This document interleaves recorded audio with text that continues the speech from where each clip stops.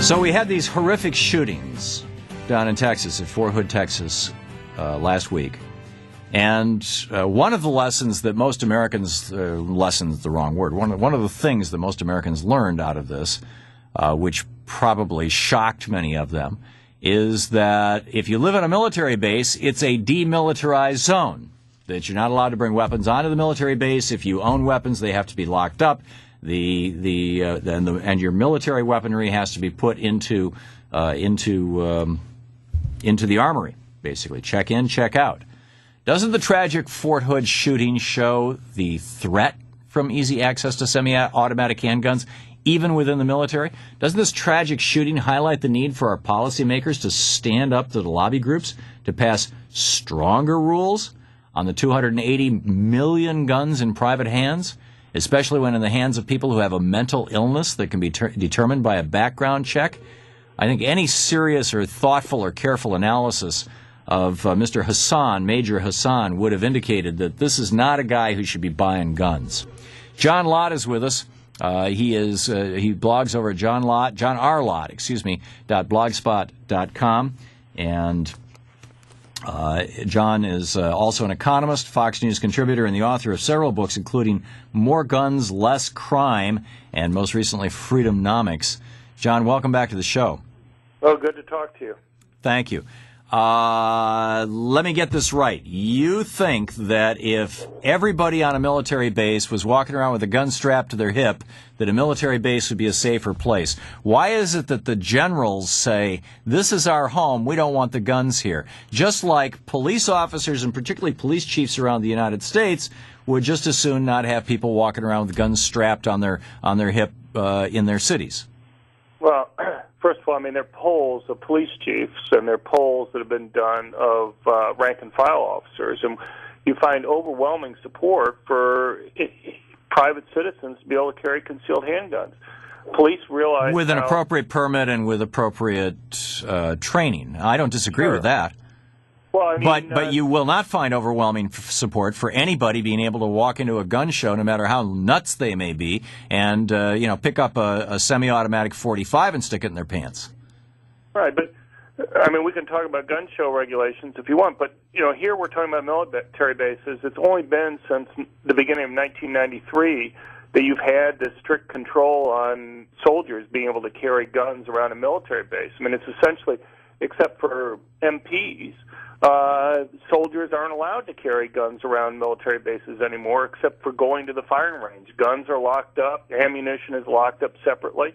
And we have, it's surprising, I think, to many people that this is one of the most gun-free areas in the country is a military base. Right, and the upshot of that is that what happened last week is a bizarre exception rather than something that would be fairly routine. Our military right now is experiencing the highest suicide rate in its history, and it's still, it's up to the point where it's hit the civilian suicide rate, which is very unusual because the military is drawing from a pool of young, well-fit people who had to pass some kind of a psychological test to get in the first place. So typically they would be more mentally healthy than the average population as a whole. There are some who would argue, and we'll see, I mean, time will tell, but that at a certain level this was suicide by cop, as well as homicide, as often happens with these kinds of mass shootings, the right. School shootings. And that if there were a lot more guns on a military base with, I think it's 106 suicides now at Fort Hood over the last year, if I remember that statistic from the news yesterday I read, more of those might have taken out more than just one person. Well, there's a lot of research that's been done on suicide and guns, and it's hard to find any study by any economist or criminologist that show that overall suicides change when you change the ability of guns. There's lots of ways for people to go and commit suicides, lots of ways that can harm other people, from crashing cars or what have you. And there's no real evidence that you see change in suicides when people have guns. The problem is when you ban guns, criminals don't. Yep. We lost John. John, give us a shout back if you have a chance. And just, the point that I would make in response to that is that when you when you ban guns, the suicide rate may not go down. I mean, certainly, Japan has people in Japan very traditionally commit suicide with knives. In many European countries, people commit suicide with overdoses of drugs, or slitting their wrists, things like that. I mean, there are cultural things, and although I think that guns make it a little easier to instantly and painlessly, at least in the mind of the person committing suicide, but homicide rates are a whole different thing. And with homicide rates, John, we got you back on the line here.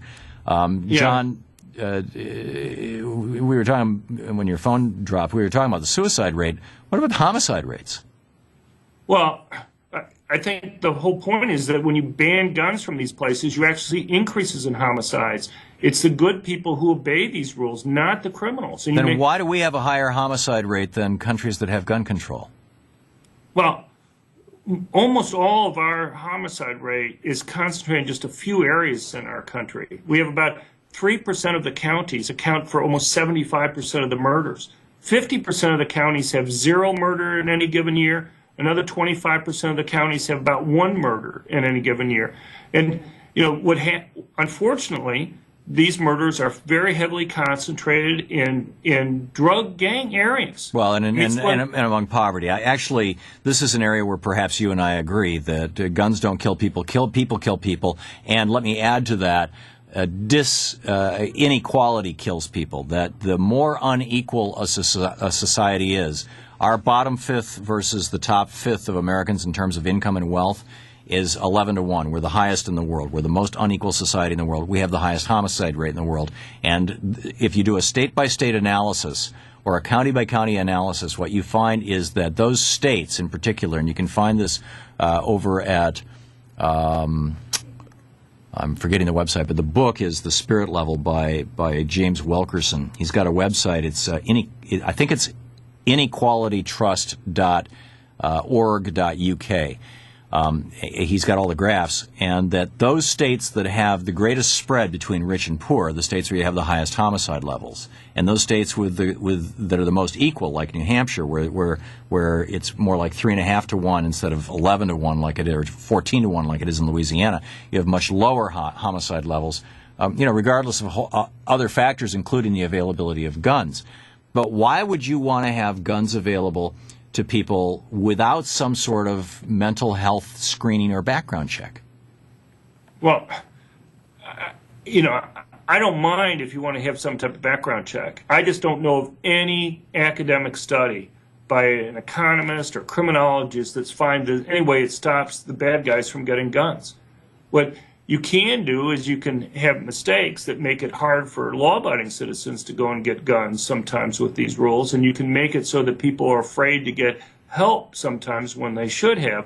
But look, if it was a magic bullet that having a background check would stop criminals from going and getting guns, I have no problem with it. Well, and if it makes you feel safer, I have no problem doing it. Then why don't we shut down the gun show exemption? I mean, you've got people from the Mexican drug cartels coming up here on tourist visas and buying guns at gun shows. What would be illegal to do in a store, they can do at a gun show. How much sense does that make? Well, first of all, the Mexican drug gangs aren't getting their automatic weapons from the United States. You can't buy them in the United States generally anyway. These claims, you find that about 17% of the guns that have been found in Mexico come from the United States, and lots of these guns are decades old, like 3 or 4 decades old. They're just regular semi-automatics. Right. If they want to go and get those are deadly too. Well, I understand, but that's not. Okay. They can go and get rocket launchers. John, we're out of time. People can read about it at johnrlott.blogspot.com. Thank you, John.